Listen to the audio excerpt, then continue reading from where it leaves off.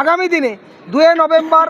বা 8-9 নভেম্বর কলকাতায় একটা বড় মহা ঐতিহাসিক সমাবেশ হতে চলেছে, যেখানে মক্কা মদিনার ইমাম সাহেব থাকবেন, সর্বভারতীয় জমিয়ত উলামা হিন্দের সভাপতি আপনারা জানেন হযরত মাওলানা আরশাদ মাদানী সাহেব বরকাতুত, এবং আরও অন্যান্য ওলেমা কেরাম সবাই থাকবেন। আমরা আশা করি বাংলা সহ গোটা ভারতবর্ষের যে পজিশন একটা শ্রেণীর মানুষেরা ক্যান্সার কী রোগ, তার থেকে ভয়ঙ্করী রোগ হলো ধর্মীয় হিংসা বা অন্যান্য হিংসা, সেই হিংসাকে দমন করে হিন্দু মুসলমান দলিত আদিবাসী সকলার মিলনতিথি গড়ার জন্য সেই ভূমিকা জমিয়ত উলামা হিন্দ নেবে এবং সকলের কাছে সেই আশাবাদীতে সেই হিংসা দমন করে আমাদের ভারতবর্ষের সংবিধান যেমন সকলকে সমান অধিকার দিয়েছে, সেই সমান অধিকার সংবিধান যেমন কোরআনের মতো পবিত্র, সেই পবিত্র স্থান বজায় রাখার জন্য জমিয়তের প্রত্যেকটা কর্মীর আহ্বান, গোটা ভারতবাসী গোটা বাংলাবাসী সমস্ত জাতি ধর্ম বর্ণ নির্বিশেষে সবাই সেই সমাবেশে অংশ